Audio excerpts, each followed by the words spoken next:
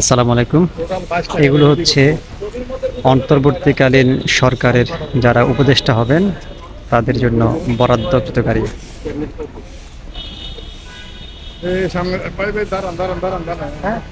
একটু দাঁড়ান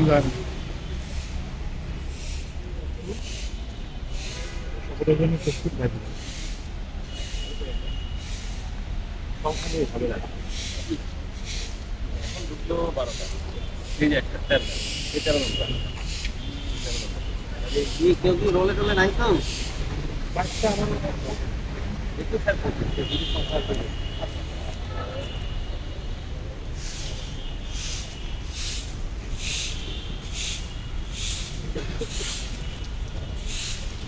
যতটুকু জানা যাচ্ছে 22টি গাড়ির রেডি রাখা হচ্ছে। যারা উপদেষ্টা হবেন তারা আসলে মূলত মন্ত্রী পদমর্যাদার, তাদেরকেই এই গাড়িগুলো দেওয়া হবে। এর মধ্যে চালকদের রেডি করা হয়েছে। গাড়িগুলো আসলে নতুন নয়, পরিবহন পুল থেকে এগুলো আনা হয়েছে, সরকারি গাড়ি। এর মধ্যে চালকরাও এসেছে।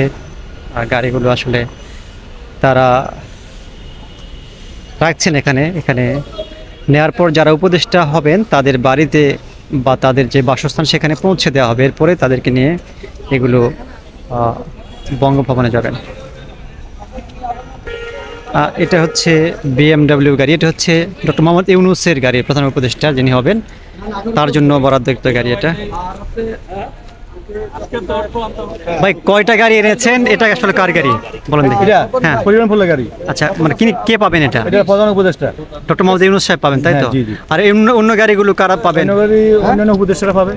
এখন এটা হয় নাই, সিলেক্ট হয় নাই। এখন আপনারা কি করবেন, কি নির্দেশনা দেওয়া হচ্ছে? এখন আমরা এখানে আসছি, এখান থেকে আমাদেরকে বঙ্গভবনে পাঠাবে বা ওদেরকে আন্তর্জাতিক পাঠাতে হবে। আমাদেরকে উপদেষ্টা মহোদয়কে আমাদের সাথে যাবে, এই যে আমাদের একজন প্রটোকল যাবে এখান থেকে। আচ্ছা, যেমন যদি ওনাদেরকে যদি আমরা ইয়ার থেকে নিয়ে আসি, এই যে ওনাদের বাসার থেকে, এটা বঙ্গভবনে চলে যাবো এখানে। আর এখান থেকে নির্দেশ দিবে কোথায় যাবে না যাবে।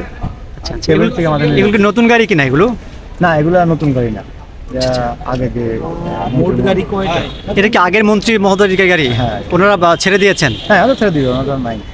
আচ্ছা, আপনার নাম আসলে আপনারা এখন অন্য কারো পান না, তাই তো? প্রধান উপদেষ্টা স্যার অন্য কারো নাম? না, এটা ওনার জন্য সিলেক্ট করা হয়েছে। আর বাকিটা উপদেষ্টা মহোদয়রা ওনারা এখান থেকে সিলেক্ট করবে।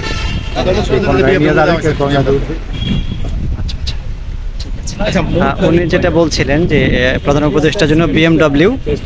আর বাকি গাড়িগুলো কি কোন ব্র্যান্ডের? এগুলোর বাকিগুলো কোন ব্র্যান্ডের ভাই?